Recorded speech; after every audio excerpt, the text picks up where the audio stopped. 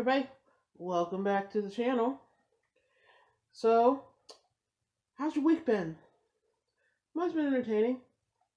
Been pretty busy, but it's nothing new.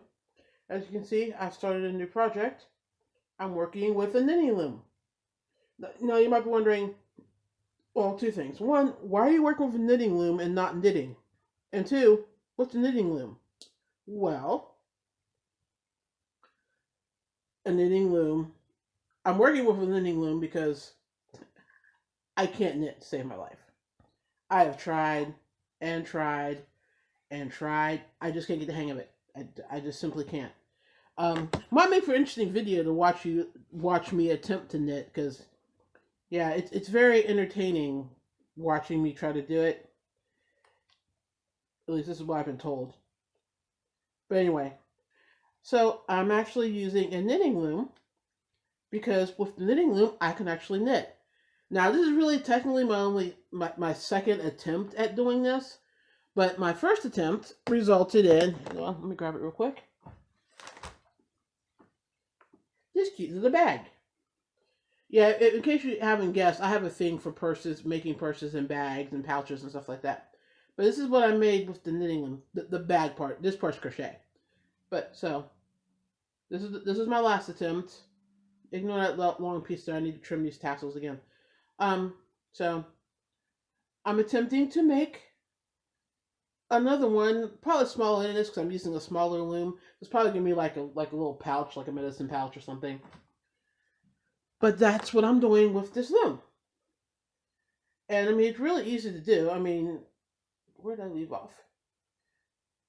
So I mean, you just wrap the yarn around the teeth, like you were wrapping around, like see I've got wrapped here, and then you take this special tool and you grab underneath, you see, and you flip it over, and you pull this down,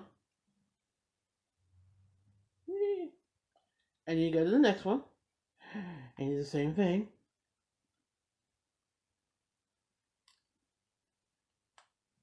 This yarn's a little funky to use to do this, but yeah,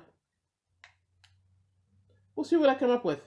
Like I said, it's probably gonna be like some little pouch or something, but we shall see.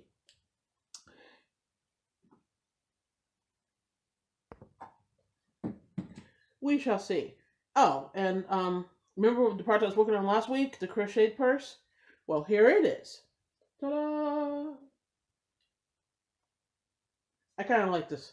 I'm kind of tempted to keep this because I really like the colors, but then again, I might put it up on and sell it. We'll see. But yes, I think it turned out well.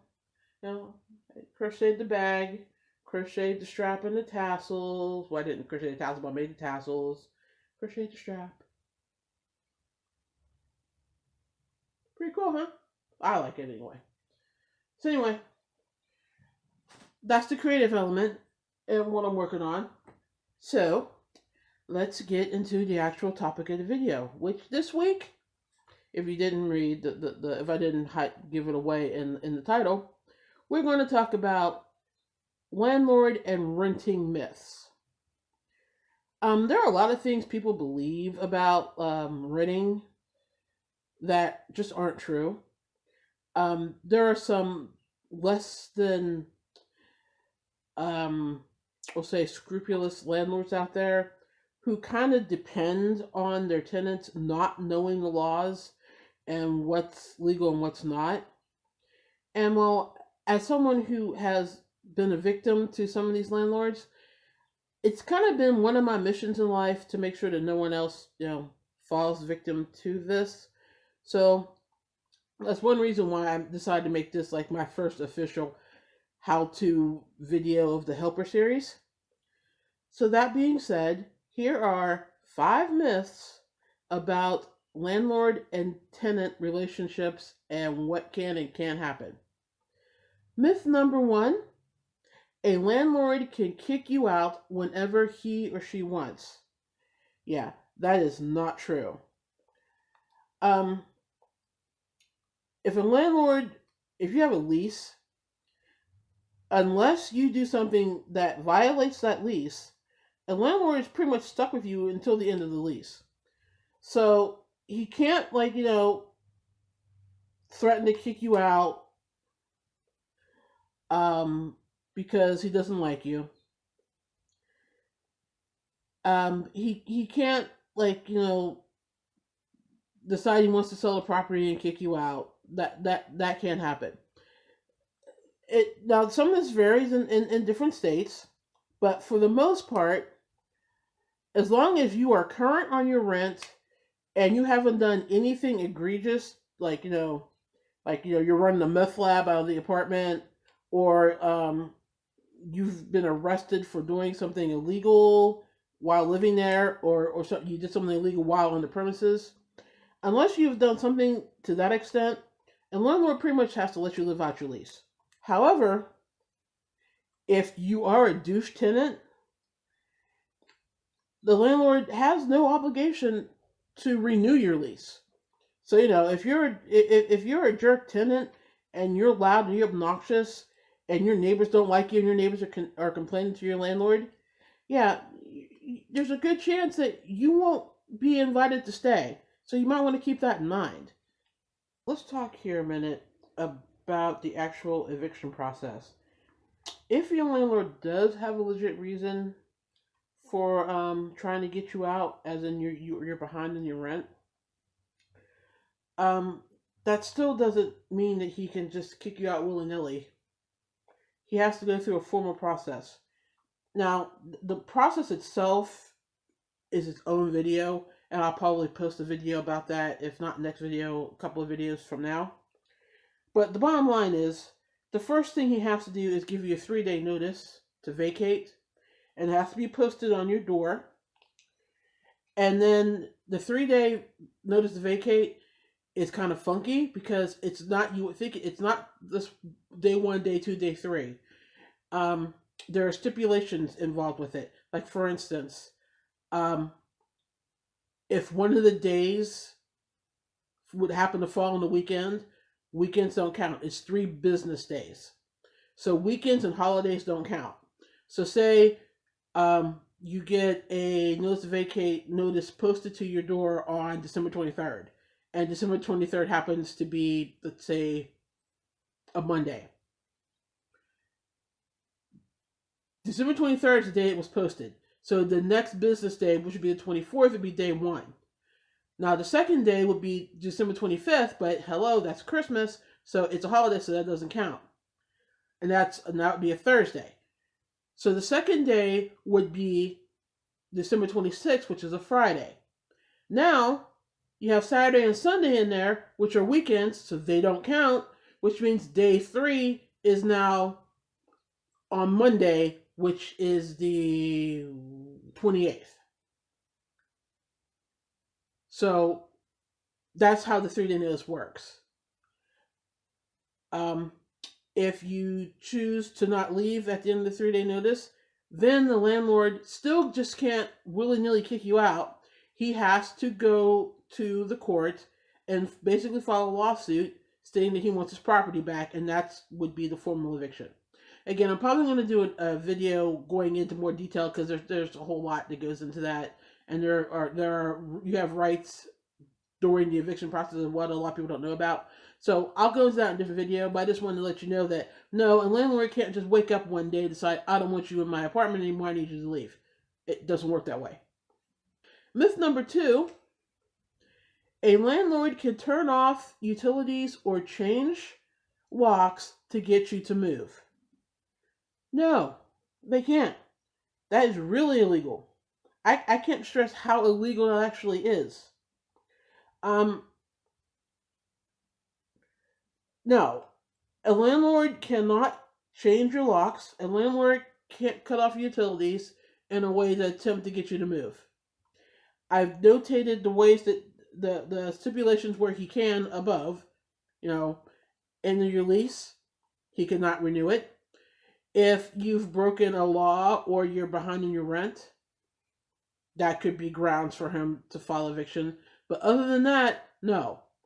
And like I said, if you come home and you find the utilities are turned off or the locks are changed or anything like that, you need to call the police because it's illegal. He can't do that. Myth number three. Three. A landlord can enter your apartment whenever he wants because he owns it. Nope. Now, there are times when a landlord is going to need to enter your apartment. Let's say you're nearing the end of the lease, you're not renewing your lease, and he wants to show the apartment to prospective renters. Or let's say there's some maintenance that needs to be done. Or, he needs to take measurements for a new carpet or something like that. To enter for a non-emergency, he actually has to give 24-hour notice. And it's supposed to technically be in writing. So, if he posts on your door that he wants to enter the premises at noon on Tuesday, then he has to post that notice by noon on Monday. And if that's not convenient for you, you have the right to say, hey, that's not going to work for me. How about, Wednesday at noon instead?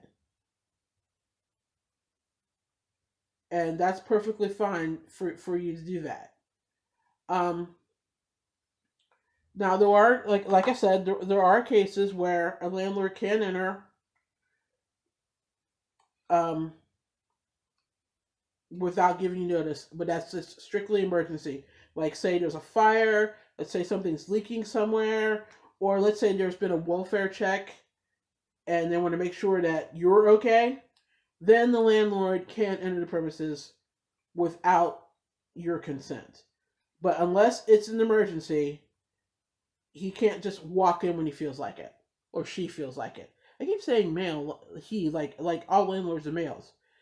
That's pretty sexist of me.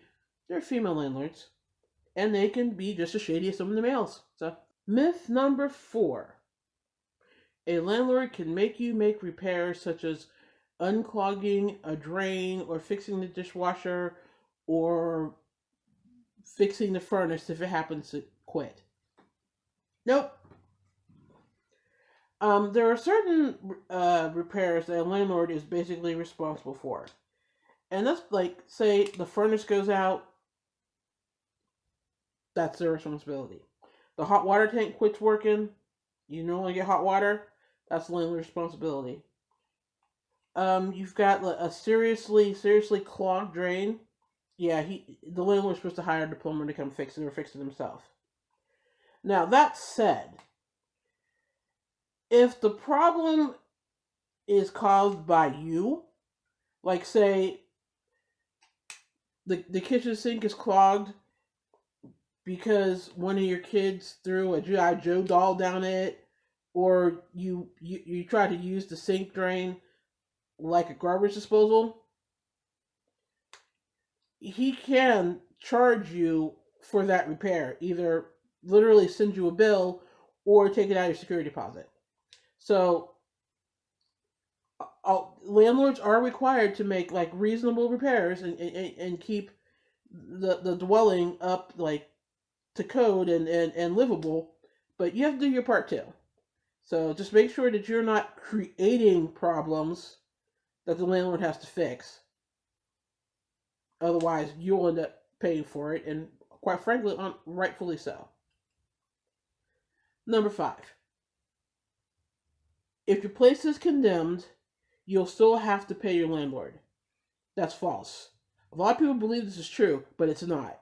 The laws vary by state, but the bottom line is, if the place where you're living is deemed uninhabitable by code enforcement or the housing inspector or what have you, that essentially breaks your lease, because a landlord is legally obligated to provide a safe dwelling for you. So if code enforcement comes in and says the dwelling is not safe, it's uninhabitable, you can't live there, then the lease is broken and you're no longer obligated to pay him going forward. Now, that being said, if you owe past due rent at the time, then you're probably still on the hook for that rent. But again, like I said, this kind of varies by state and by city, so you really want to look up your actual rental codes to know for sure. But in general, no. If the dwelling isn't habitable, that breaks the lease, and you're free to move to someplace else.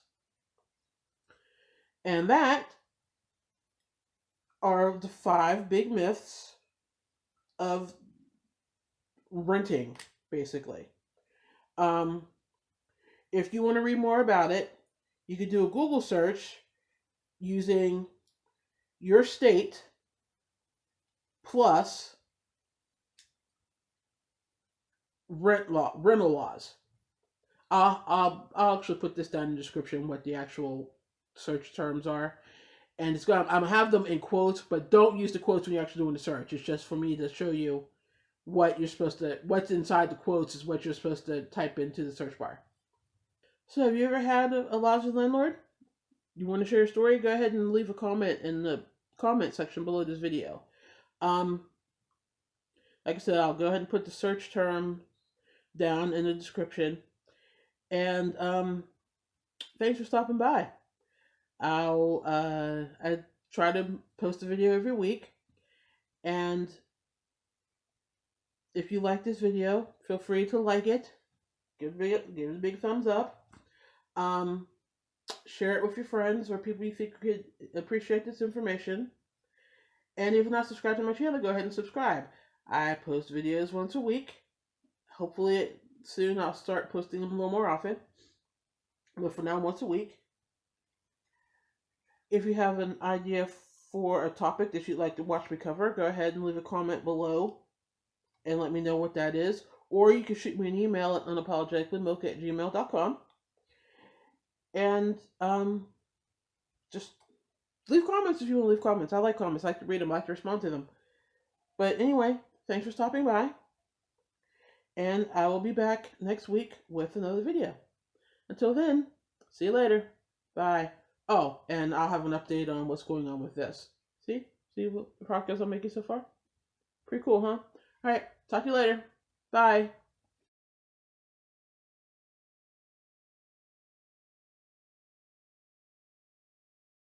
What's dead? It's dead. It's a knitting loom. Can I have it back? Yeah. Hey. Oh, hang on. I just took it back. You take it back. What's it? I want my loom. Bring my loom. This is Bring me my loom, girl.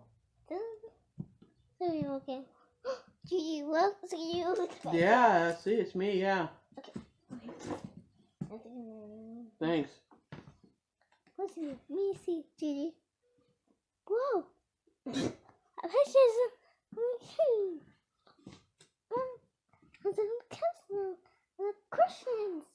Christians.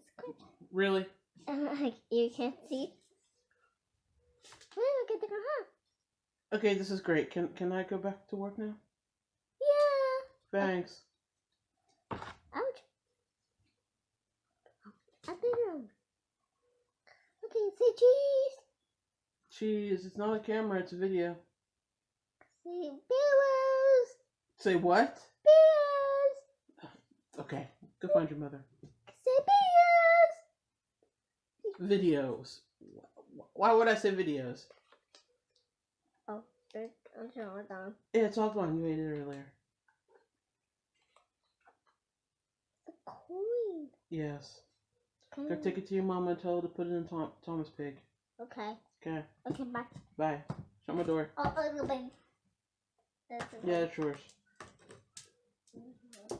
Shut my door, please. Okay, bye. Bye. You wonder why it takes long for me to tape things?